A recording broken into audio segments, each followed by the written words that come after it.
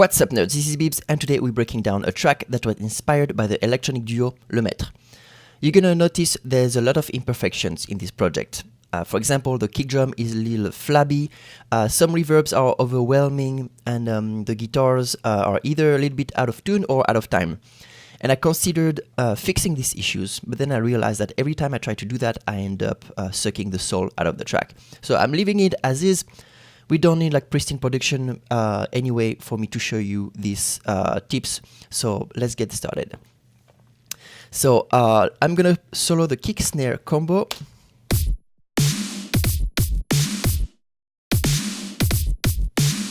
And what I wanted to show you here is the snare reverb that doesn't come from a reverb plugin. Reason is that for this kind of tracks where everything is compressed, your reverb tails are gonna come out a lot more, and it's gonna get out of hand if you don't have a very precise control over the tail. So that's what I'm using instead. Reverb, bounce to reverb that I load into the sampler. So this way I can adjust really precisely the tail and have it end exactly when I want. So let me play the snare, the dry snare first in solo. And that's the snare reverb. And together.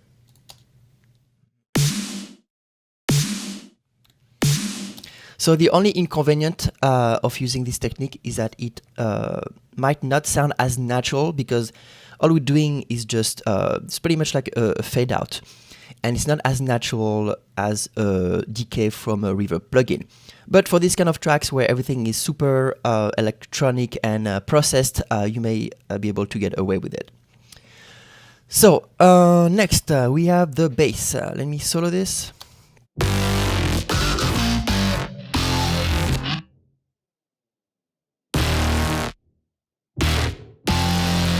So you can see I have 5 different layers. I have 3 audio tracks and 2 instrument tracks.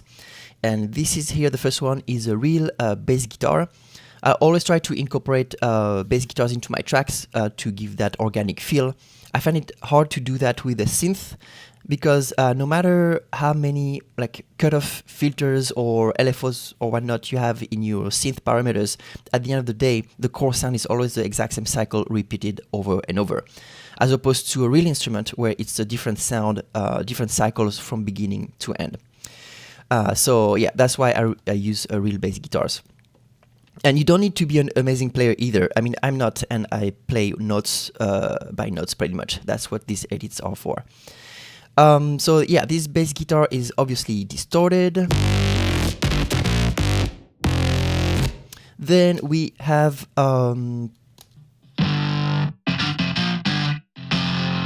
so power chords from electric guitar, not a bass guitar. And if you don't know what power chords are, they are root and the fifth above or below. So this is distorted to give that a crunchy rock and roll kind of feel. So let me play it without the distortion. And with.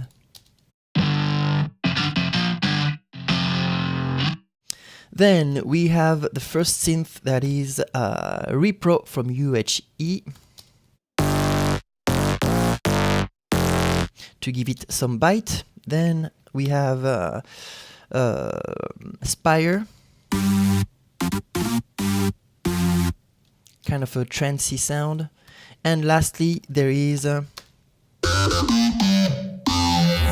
yeah, so that's electric guitar, another one, but this talkative movement that you hear is coming from the automation on the phaser, on Phase Mistress here.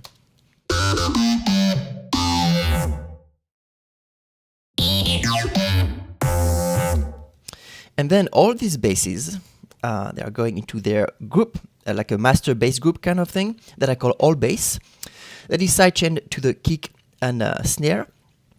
And usually for sidechaining purpose, I like to use volume shaper. I mean, just easy to me because it's sequence based, but it's easier to use when the kick is exactly on the beat, or at least consistent, which is not the case here. The drums are a little bit, not all over the place, but they're a little bit unpredictable. So I'm just sidechaining it the old school way, meaning having a compressor as an insert and sending the kick and snare into it so it knows when to duck down. So let me play the kick, snare and bass in solo.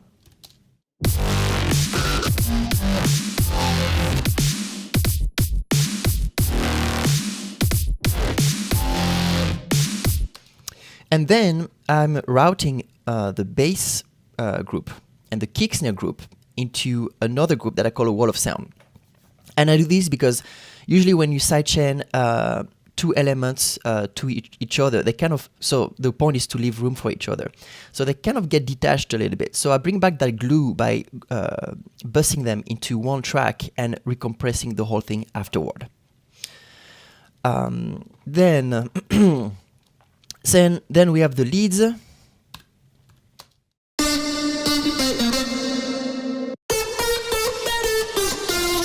And I know they kind of sound like brass in the context of the track, but they're actually guitars. So if you want to hear the raw sound.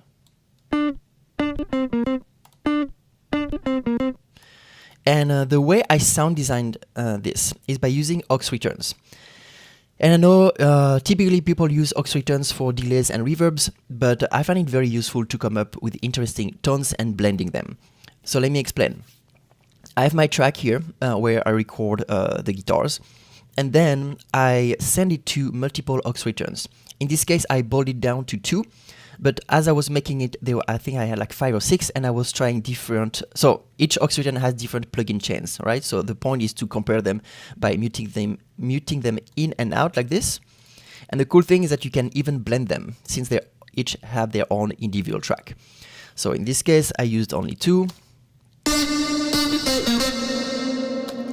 Right, so a lot of distortion, then reverb and delay, yeah. And so they're all going into what I call the master lead, of course. So I still retain control over the whole sound. Then lead 2. Oh, by the way, the other advantage of using aux returns like this is that, so it's kind of layering, right? And the cool thing is that it makes editing a lot easier, since all I have to do is edit one track, since it's sending the same signal into multiple sources at once. So if I need to do some timing fixing into the guitar, I only have to affect this one. And then lead 2, pretty much the same concept, but different processing. And I think in one of these aux returns, there's this Talkbox plugin from Vengeance.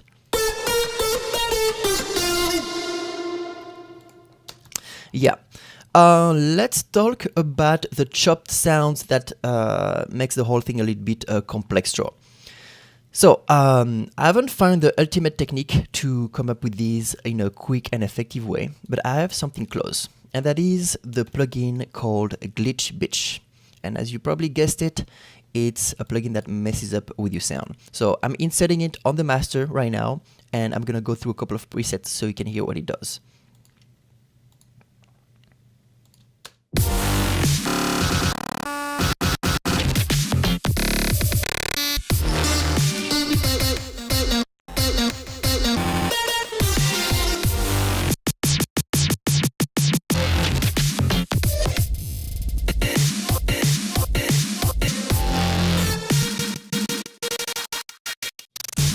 Alright, so you get the point. Pretty cool stuff. You can really dive deep into all the parameters, which I was doing initially. But to be honest, I was not getting the same magic as I was by browsing through presets and randomly hitting that big glitch button. So what I ended up doing is... hold on. So what I ended up doing is bouncing my master for a couple of bars.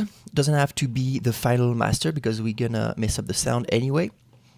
And I brought that into a new audio track, inserting Glitch Bitch and routing this track here into another one and recording as I'm playing with the plugin and kind of hoping for happy accidents.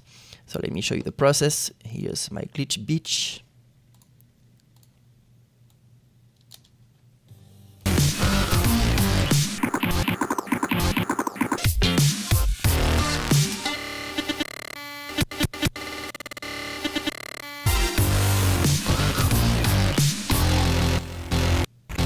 Alright, so that's pretty much what I did, and then I kept my favorite ones here in green, and then I tried to fit them into the gaps where it was needed into my track.